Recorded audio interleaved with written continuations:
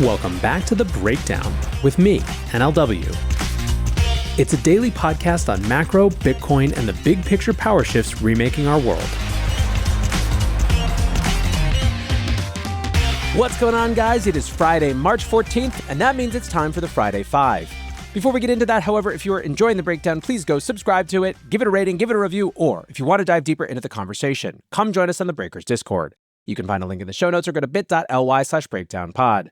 Hello, friends. We are back with another Friday Five with Scott Melker, and this one has a lot of, I think, interesting subtext. Basically, I have been thinking lately a lot about why it is that there's such a disparity between how good these external catalysts for crypto are and how bad it feels on the inside. Through a number of different stories across the week's news, Scott and I get into exactly why I think that might be.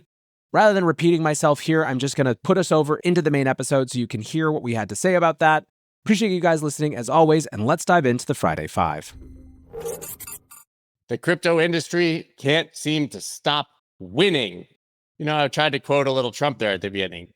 Well, so there's the amazing pun of the Stable Act and then the Genius Act, which when brought together become the Stable Genius Act.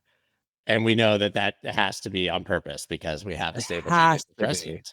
Has to be.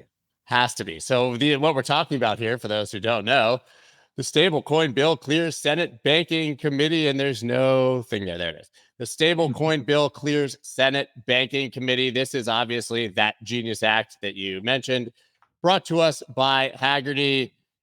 Interestingly, obviously, this committee was yesterday. We all know who sits on this committee and is no longer the chair. It's Elizabeth Warren. And man, she was visibly shaken if you watch this, especially because a number of Democrats flipped against her obvious wishes and voted for this, making it a bipartisan passage out of the Senate Banking Committee. This is just one of many pieces of stablecoin legislation floating around, but this one seems to have the best shot right now, right? Yeah, absolutely. I mean, look, the new divide in Congress, which for those who have been watching closely over the last few years was always lurking under the surface. The new divide is not strictly or always Democrat versus Republican. It's an age gap, man. If you look, it's the youngest members of the Democrats are flipping en masse and just don't care about the crusades of these boomers is the short of it. You know, they're interested in charting an independent path. They believe what they believe. Digital assets aren't weird and scary to them. They make total sense because they grew up with the internet.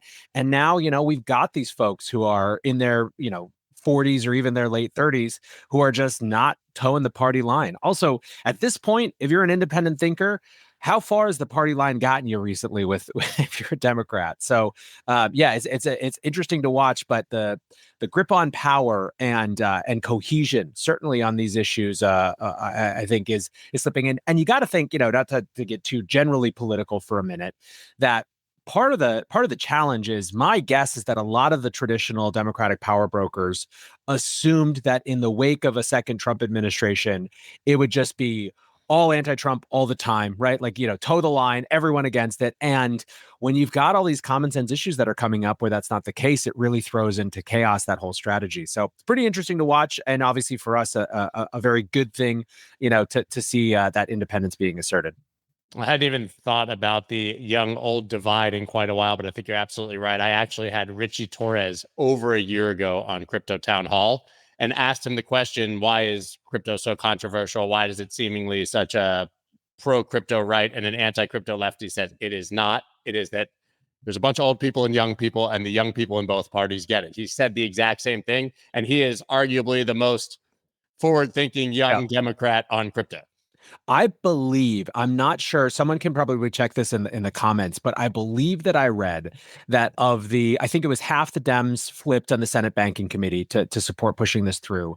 I think it was literally age lines. It was like the four youngest Democrats voted, to move this through, and the four and the older Democrats didn't. Someone check that, but I'm pretty sure I saw that somewhere. So, even if it's not exactly that, I think the broader point certainly remains the same when you dig into the numbers more directly. Yeah, the vote was 18-6. So this was a landslide victory for this to pass through committee. And I think there's an expectation it will see that reflected probably on the Senate floor. We'll get into the DeFi Act later, but having seen bipartisan support for that, this is arguably less controversial. And I think that leads to the next part of this conversation is what's actually in this bill. I have not personally read the entire thing. I just go to Eleanor Terrett and others to dig into it. But this seems, as she says here, that they've expanded beyond the original February text to include reserve requirements, supervision, anti-money laundering, and counterterrorism features, sanctions, compliance standards, liquidity requirements, and risk management standards to facilitate international transactions and interoperability with United States dollar-denominated payment stablecoins issued overseas. That's a shout out to Tether, right? Yeah. So I think one of the parts of conversation, obviously, lots and lots to like in this. I think that a couple things that people are watching. One is how restrictive in terms of issuers is legislation going to be.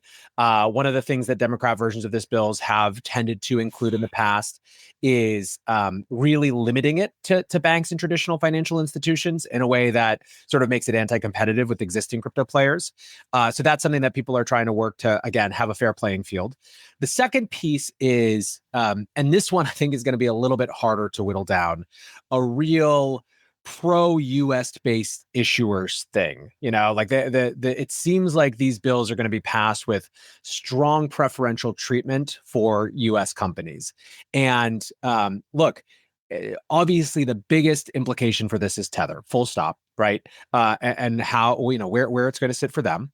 I think that if you are in the camp that everyone should have equal access to compete, and that by virtue of offering US dollar stablecoins, they're already playing in the US dollar ecosystem, and that shouldn't be a limiting factor if they're not a US based company.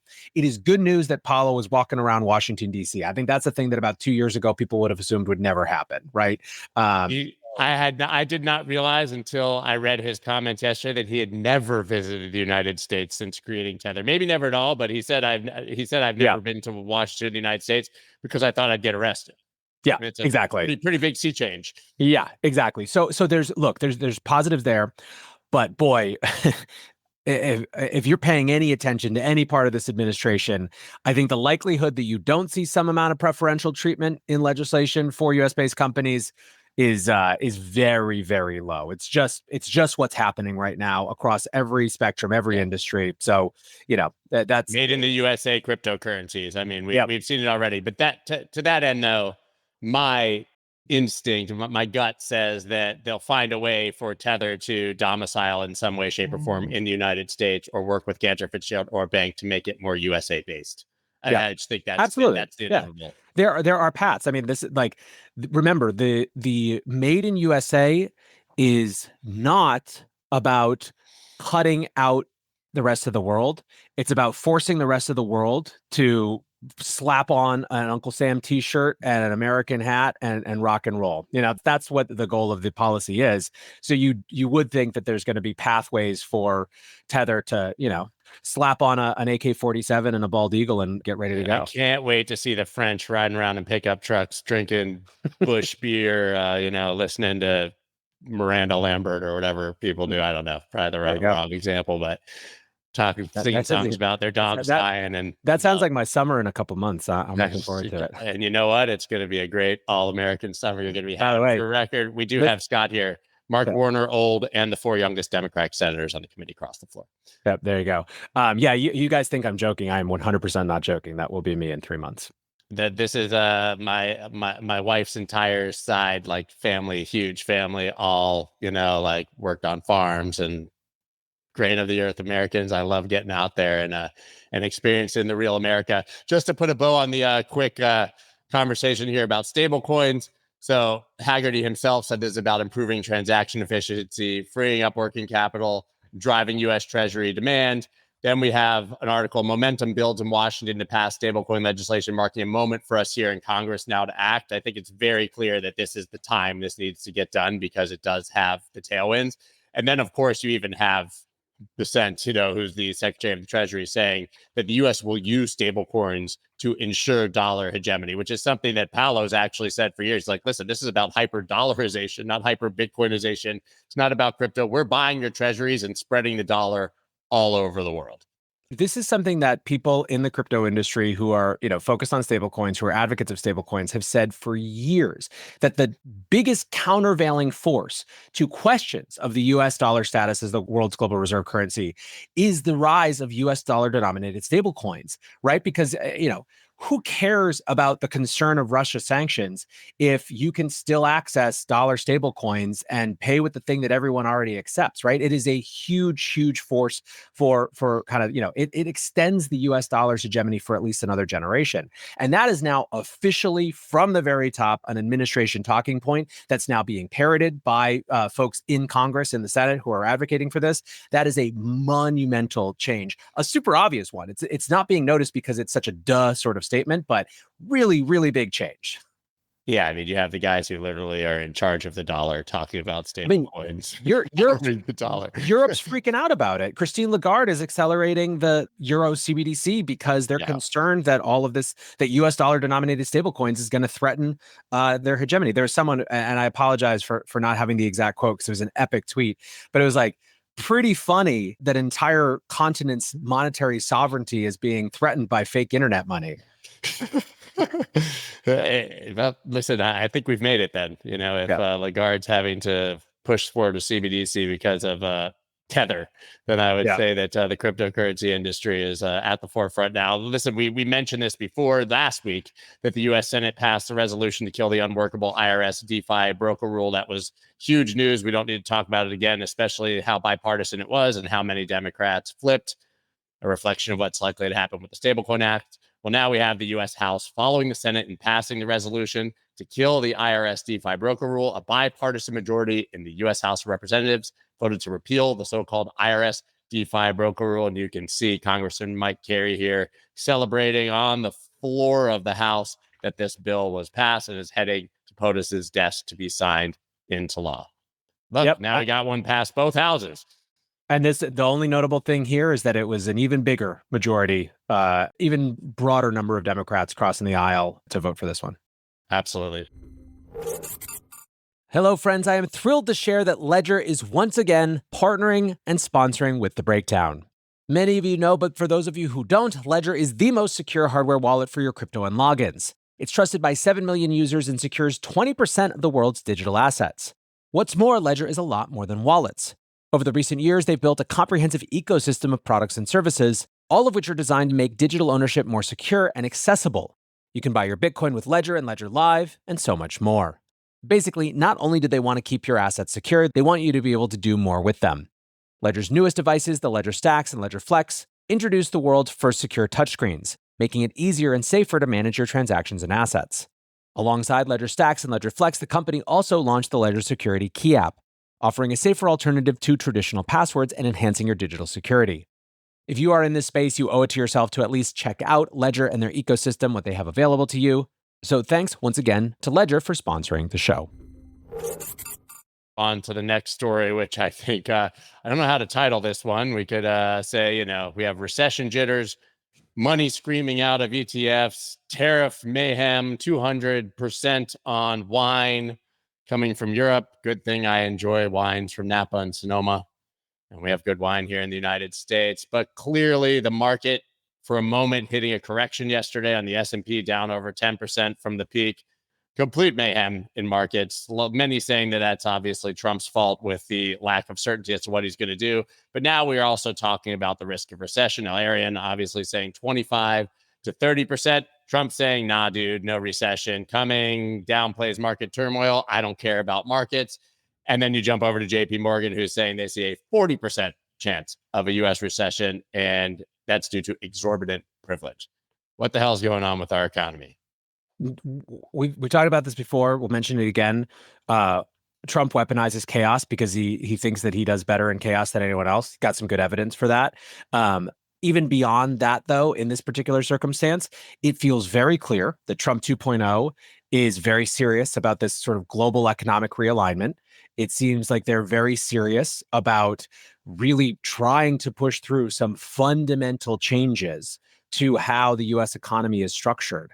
I think that a lot of people thought that these things were just bargaining chips, and certainly some of the early evidence with tariffs suggested that they were. But then you got Howard Lutnick the Commerce Secretary going on mainstream TV talking about how they'd like every country to pay a membership fee to the American economy so that earners making less than $150,000 a year don't have to pay income taxes. And what he said this week was, we've had taxes for so long, income tax for so long, that we've been Stockholm syndromed, like it's a normal thing or a good thing. And, look, whether you think that they can pull anything like that off or not, I think at this point you have to believe, or it's on you if you're not taking them seriously. And however serious they are, they've clearly made a determination that now early pain is the way to do this, right? Maybe that's a calculus about the midterms. Maybe that's just a calculus about when they have the political clout to move really dramatic changes in. But they have clearly decided that pain now is worth it for what they're trying to achieve. My sense is too, and there's nothing that they've said that I think indicates this. I just, markets always freak out when they don't know what's going on. And speaking of Stockholm syndrome, there is a chance, I think, over the next couple of weeks that markets get used to being absolutely pummeled by these completely what were previously out of left field policies. And they actually just get used to Trump dumping on them incredibly hard and start to rationalize again because they're like, oh, cool. The beatings will continue until morale improves and they'll just chill out. Like, part of what we're seeing right now is this feeling of uncertainty. Once the pain becomes certain, we might level off a little bit. So I don't know. It's going to be fascinating to see. Look, if you watch any sort of news analysis from any political perspective, the big question is there a strategy behind it or not? You ask two people, you get three opinions. But what's for sure is that no one has any idea what's going on, and markets are not going to thrive in that in that sort of environment.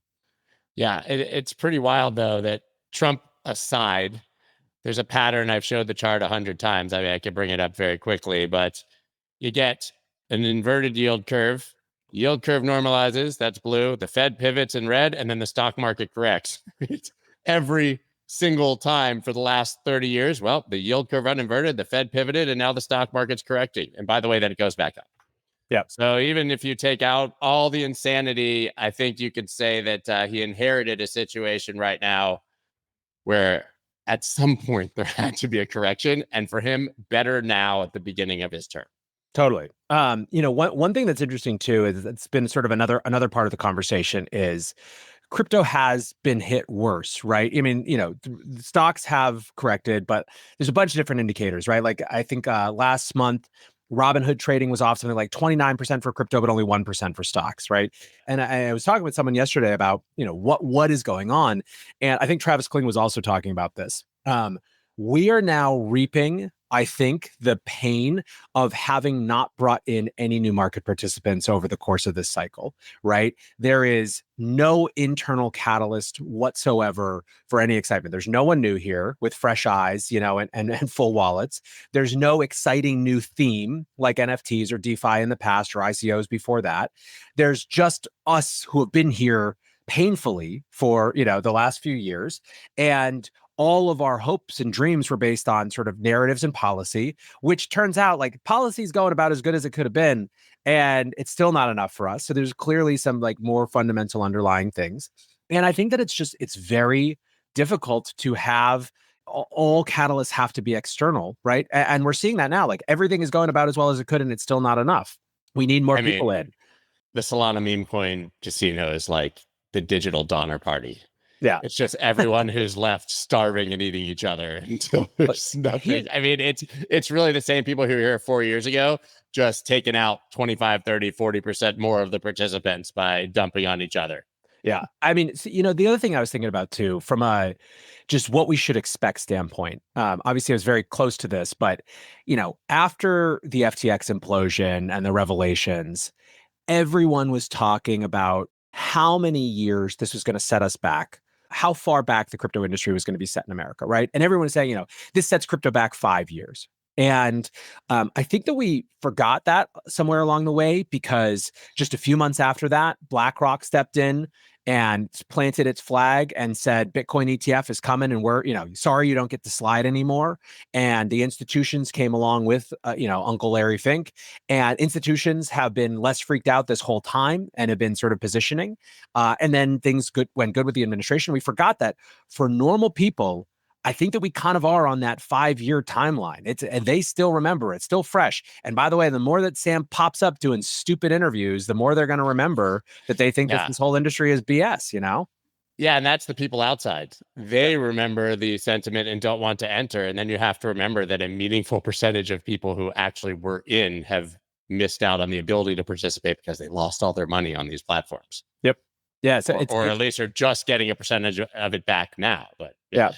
It's unfortunate. I mean, it's just I think the point is, we've been struggling. There's this constant kind of undercurrent conversation over the last couple months of, why are things going so well, but everyone feels so bad? And the reality is that when it comes to the internals of this house, it's not structurally strong right now, right? There's not capital, there's not new people, there's not new themes. So it does, like, ultimately you can't have a full true bull market without the inside and the outside working together, and we've only got the outside right now. And holding aside that half of the outside is also the macro scene, which is just causing chaos for everyone. So it's a tough situation. My brain doesn't want to agree with you, but my portfolio certainly does. And speaking of outside catalysts and things that were heavily hyped, we had the crypto summit on Friday, right after we recorded the last show.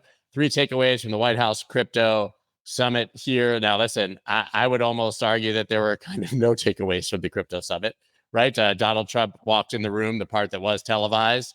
Everybody kissed the ring, told him how wonderful he was, thanked him. Nothing was actually discussed, but apparently behind closed doors, behind that, they did talk about the strategic reserve, the digital asset pile, which now we know are real things, that there's actually a U.S. digital asset strategy, which I think is important, and that crypto audits are becoming a priority. But it seems like this meeting was an excuse to get everyone together to signal that the government is very serious about our issues, but that it was preempted largely by the executive order the day before. So I don't know if there was anything new in this meeting, but still, to me, it's a massive, massive signal that Donald Trump himself, David Sachs, Lutnick, Bissent, all of them took the time to actually sit down with the leaders of our industry, the leaders from a cross section of our industry, not just Bitcoiners or just exchange heads, etc. The only takeaway that mattered was that the thing existed and it was populated with who it was populated with. And if you've ever watched any other summit at the White House, I don't know what you thought was going to be different about this one. That the main policy was introduced the day before. I think I've been screaming and squawking all week about why I think that people should be excited about how the BSR was set up rather than frustrated by it. But again, it just shows. I think, as you can probably tell, my base case is that the frustration that people are feeling is the fact that none of these external catalysts actually can do anything to outweigh the internal challenges right now. Absolutely. Well, the final story that's probably worth discussing here is all things Binance, and more specifically, all things investments into Binance. So we have Abu Dhabi's MGX makes record $2 billion investment into Binance. MGX is, I believe, effectively owned by the Abu Dhabi Sovereign Wealth Fund. It's not the wealth fund itself, as many have said, but I think that's slightly semantics. This was $2 billion in stable coins.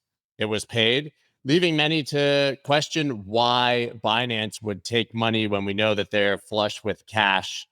So what's the strategy here? Interestingly, this news, I think, broke on Wednesday. I, for the first time, sat down with Richard Tang on Tuesday and asked him a whole bunch of questions about Binance's future. And at no point did he even hint to the fact that they were going to be taking any investment. So I got nothing out of him, is basically what I'm saying. And the news hadn't dropped. He was very, very tight-lipped about this. But many saying that this is more a signal that Abu Dhabi wants to become the financial capital of the world. Binance, crypto or otherwise, is one of the largest financial institutions on the planet. And this is a path for Binance to eventually go public in Abu Dhabi, which would be a huge coup to have them there.